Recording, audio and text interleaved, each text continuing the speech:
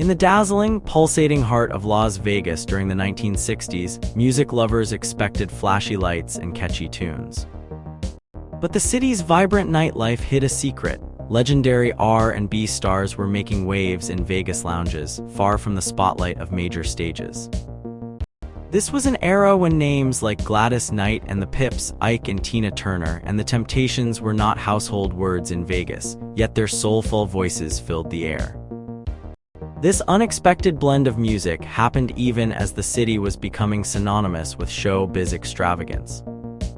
Picture this: Wayne Cochran, with his bold pompadour, takes the stage at the Flamingo in 1968. His voice, loud and raw, echoes through the hall, breaking the mold of the usual lounge acts. Cochran's act was a wild ride, full of energy and humor, far from the polished performances of the time. His show was so unique that even the legendary Frank Sinatra, known for his meticulous acts, took notice. Across town at the Aladdin Hotel, Little Richard, the king of rock and roll, surprises everyone with strong sales. His presence is like a secret hit, drawing crowds with his electrifying performances. He's the sleeper of the year, according to Variety magazine, proving that Vegas was a place where unexpected talents could shine. James Brown, often called the godfather of soul, also made an impact. At the Flamingo, he prepared his audience for the real James Brown with words, "The lewd stuff will come later. This is Dr. Jekyll, stand by for Mr. Hyde." His act was a mix of music and showmanship, setting a new standard for Vegas performances. But Vegas wasn't just a backdrop for these R&B legends. It was also home to its own unique music scene. The Checkmates, a mixed-race group from Vegas, became a sensation. Led by the smooth voice of Sonny Charles, they infused their performances with comedy and flair, drawing inspiration from the Treniers, a popular lounge group of the 1950s. The Checkmates were bold, dressing up in cowboy hats and riding stick horses during their acts, a far cry from the more subdued performances of stars like the Temptations, who preferred polished show tunes. The Checkmates' success showed that R&B could thrive in Vegas if it was presented with enough flair. Their popularity led to high-profile gigs, including entertaining at Sinatra's New Year's Eve party at the Sands. This success story wasn't just about music, it was about breaking barriers. When Sly Stone, a white performer, witnessed segregation at another club, the Checkmates stood up. They insisted on an end to the practice, and their voice mattered. As the musical landscape shifted, even mainstream Vegas performers began to change their acts. Vic Damon, once known for his smooth numbers, started singing hits like MacArthur Park and For Once in My Life. Artists like Wayne Newton and the Lennon sisters joined in, covering the Beatles' Yesterday. This shift showed that Vegas was evolving, embracing new sounds even as it hosted legendary R&B acts. However, this era of change wasn't without its risks. Bobby Darin, a versatile performer known for his jazz and pop hits, tried to reinvent himself in the mid-1960s. He moved away from his glamorous image, adopting a more serious, politically charged persona. He worked with civil rights leaders and even campaigned for Robert F. Kennedy. But when Darin returned to Vegas in 1969, his new act was met with cold shoulders. His audience, used to his old charm, was not ready for his message-driven performances. It was a harsh lesson in the power of tradition in Vegas. Despite this setback, Darin found a way to balance his art with what the audience wanted, eventually extending his stays in Vegas and even landing his own TV show. His story is a reminder of the delicate balance between innovation and tradition in the entertainment world. This period in Vegas was marked by bold performances and changing tastes. R&B legends found new audiences, and local groups dared to be different. As the city's music scene continued to evolve, one thing was clear: Las Vegas was a place where dreams and sounds were constantly being rewritten. In the world of Las Vegas entertainment, Wayne Newton was a special kind of star. He came from humble beginnings in Norfolk, Virginia, in 1942. From a young age, Wayne showed he had a talent for music. He started playing the piano at 4 and singing on local radio by 6. Due to allergies, his family moved to Phoenix when he was 10. It was there that Wayne and his older brother Jerry first performed together, catching the eye of a talent scout from the Fremont Hotel in Las Vegas.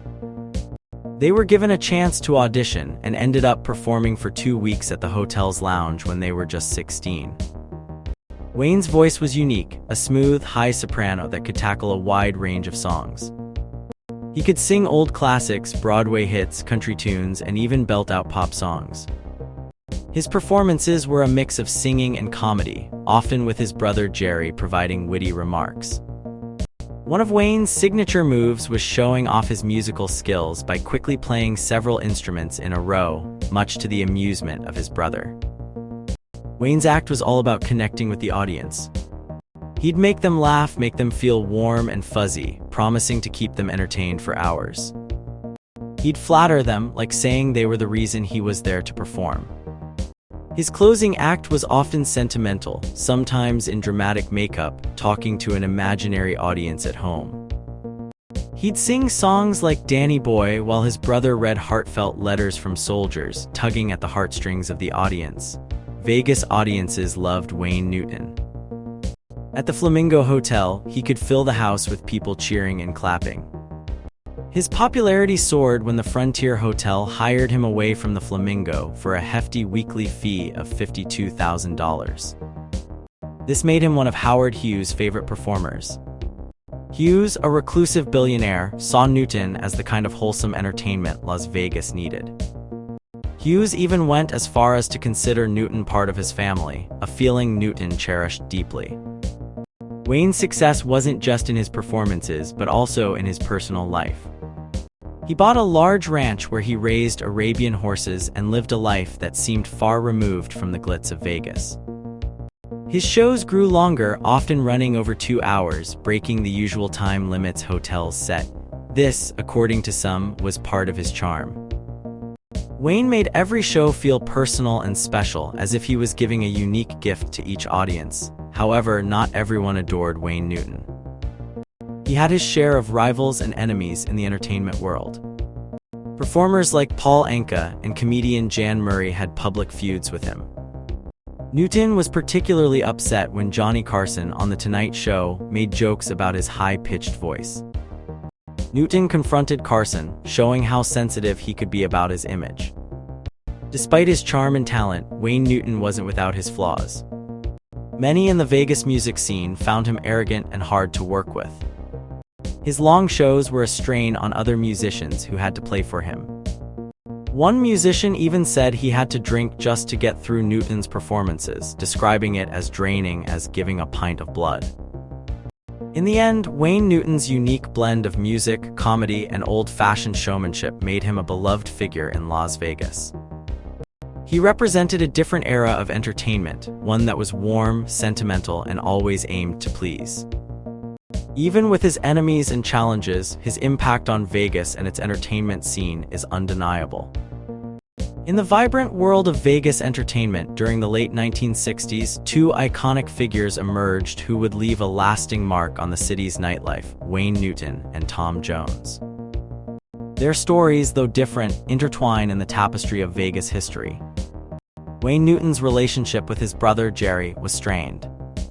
After a bitter split in 1971, Wayne felt overshadowed and resented by Jerry.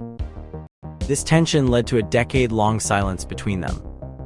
Despite personal struggles, including debts and a libel lawsuit against NBC, Wayne's fans remained loyal.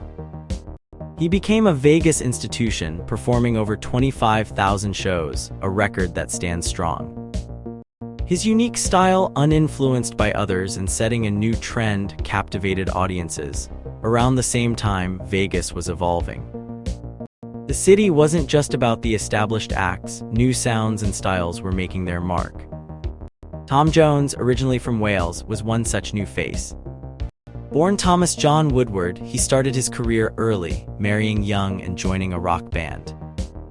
His powerful voice and captivating stage presence caught the attention of Gordon Mills, a manager who helped launch his career in 1965 with the hit, "It's Not Unusual." Tom Jones was different. His performances were raw, emotional, and undeniably sexual. He brought a new energy to Vegas, one that was both exciting and challenging for some. His first Vegas show at the Flamingo in 1968 was a huge success, drawing crowds who were eager for something fresh. His performances were legendary, with women in the audience throwing their clothes on stage, a testament to his magnetic stage presence. Interestingly, Tom Jones had a subtle influence on another big name in Vegas, Elvis Presley. The two met in 1965 and again a few years later in Hawaii, where they jammed and talked about music and life.